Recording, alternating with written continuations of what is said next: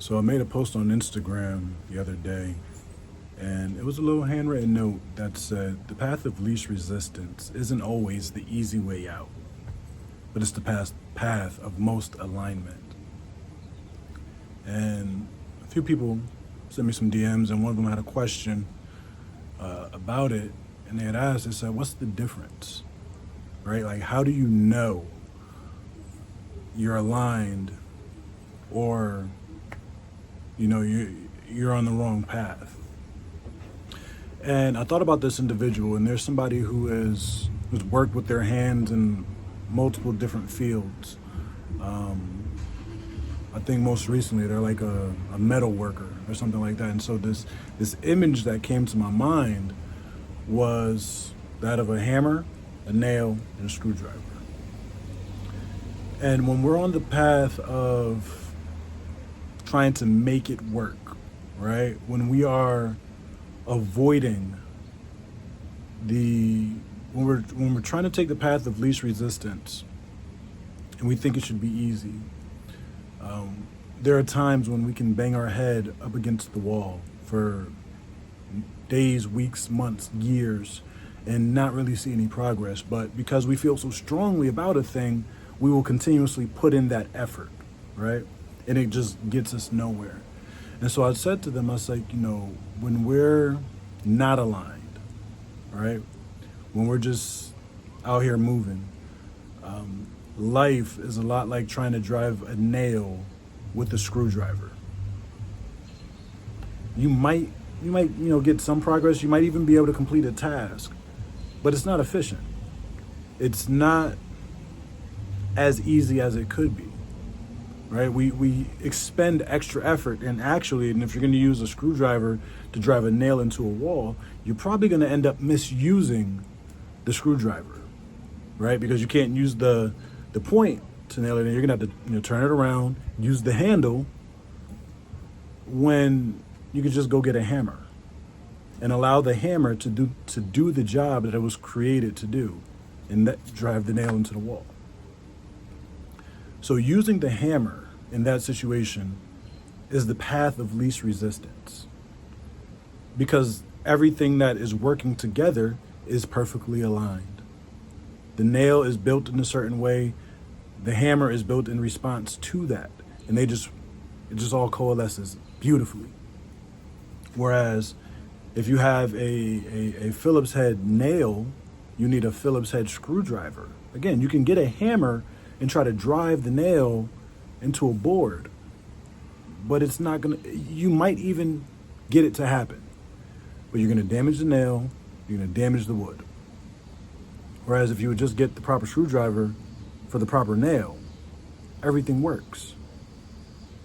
Now, one of the things that I know we typically think about when we hear somebody saying, oh, take the path of least resistance, we think it means take the path without effort. But I argue that your path of least resistance will probably still bring you a lot of, if not the most, effort that you need to expend. But here's the difference between taking the path of least resistance and just kind of doing what you think you should do. On the path of least resistance, although there might be effort required of you, it's not going to feel like effort. There's going to be an ease and maybe even a joy that comes with it. Well, why is that, DA? That's because you're doing something that aligns with who and what you are. If you're engaged in an activity or a project that vibrates with your soul, it's going to make you happy, right? You're going to enjoy getting up in the morning and getting to work. Because, again, it's alignment, and I really don't have many words beyond that, right? There's really not a whole lot to be said about it, because you can look at your life right now and think about any area, and you can ask yourself, where am I out of alignment? It's those areas where you feel like you have to try extra hard. It's those places where things just really haven't been working out. It's those places where you don't feel like you can gain any headway. And it's those activities and those things that you do that literally drain the life out of you. I had a job once that a lot of people would say was a good job, right? I was a police officer. And granted, I worked all the way through all the social uprising, if you will, and anti-police sentiment. Like I worked clear through that. But I had said to myself at one point, I was like, yo, my soul is being sucked from me every time I show up. And it wasn't because it was a bad job. It really wasn't, right? I enjoyed what I did. I enjoyed the people I worked with. Although the calls were, the calls were the calls. It was drama.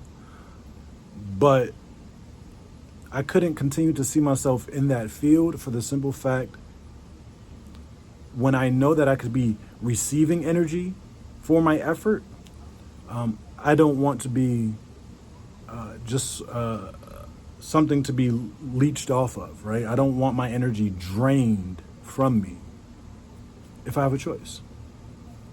And so I left that job. I retired in 2022.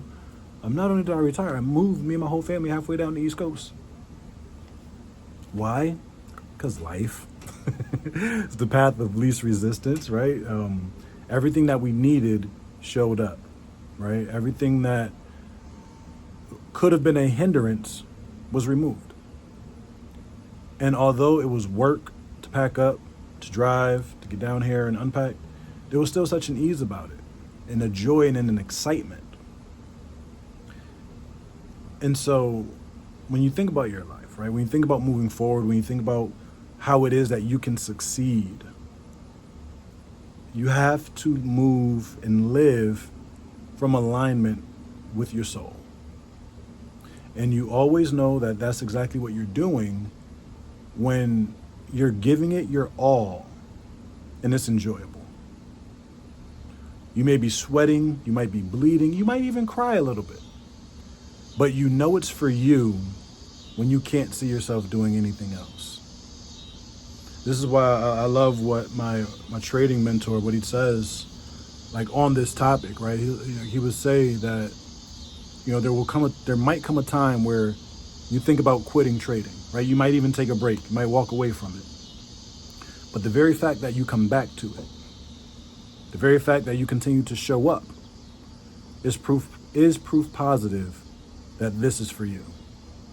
It's proof that you are for it.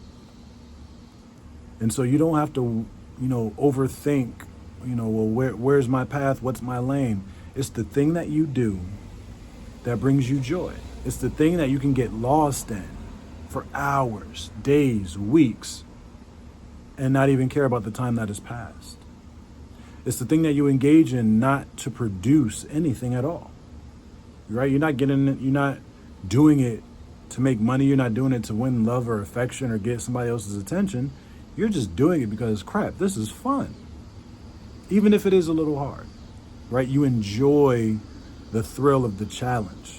That's how you know you're in your lane. And that what you're after is for you.